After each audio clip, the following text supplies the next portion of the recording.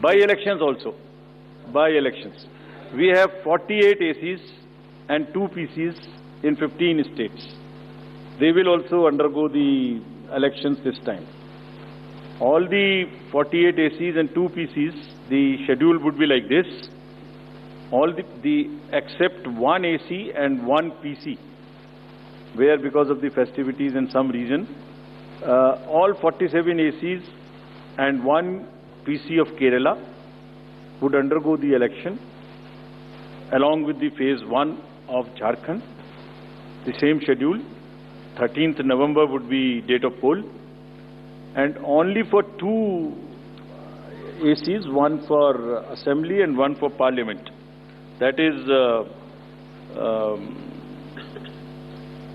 Kedarnath in Uttarakhand, because on 12th there is gazetted holiday and dispersal of the parties takes place on that day. Therefore, it is on 20th, and similarly for Maharashtra, except that everything would be during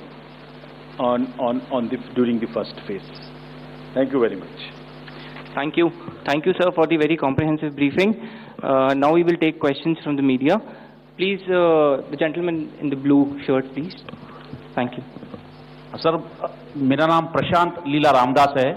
मैं news 18 लोकमत से हूँ, और मेरा एक सवाल इस तरह का है कि कांग्रेस ने डिमांड की थी, जो वहाँ के पुलिस महासंचालक है रश्मि शुक्ला, इनको हटाने को लेकर, इसको लेकर आयोग क्या सोच रहा है और उस पर क्या निर्णय होगा? Question from that side also, from the pink shirt, second row, Mr. Shailesh Yadav. This was about DG. Right. Sir, अभी सर मैं शैलेश यादव ANI से।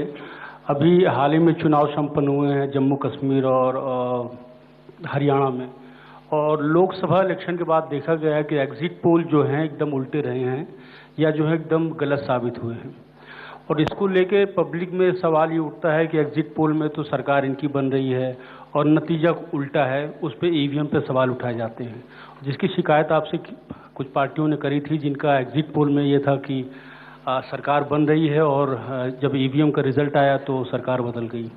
तो इस तरह के एग्जिट पोल को लेके आपका क्या कहना है, क्योंकि सवाल जब उठते हैं तो आपकी तरफ से जो है बाहर नहीं आता है कि क्या इलेक्शन कमीशन सोच रहा है इस पे? Last row, madam was raising the hand. Please. Yes. So just wanted a clarification for the assembly constituencies and parliamentary constituency by polls. So it's Wayanad and Nanded, the 2 parliamentary constituencies voting, right? Yes. Yes. Yes. There is a EP. There is a EP pending. Yeah.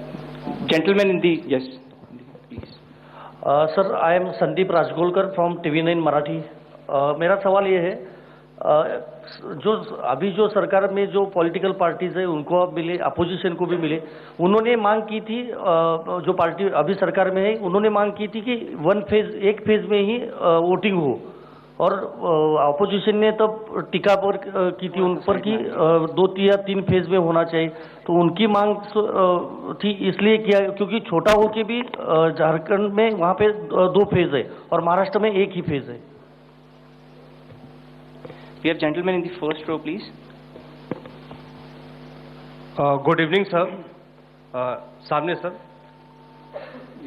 Mohit Dubey news nation से हूं sir मैं। मेरा सवाल ये है कि EVM को लेके पहले भी आपने बयान दिया है, लेकिन एक बार फिर से EVM को लेके शिकायतें विपक्षी दलों ने हरियाणा को लेके की है, बैटरी को लेके शिकायत की गई है।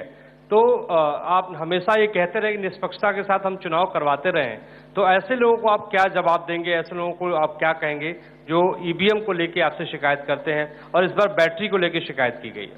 तो पहले इसमें एक प्रश्न जवाब दे देता हूँ। पहला प्रश्न था DG महाराष्ट्र के बारे में।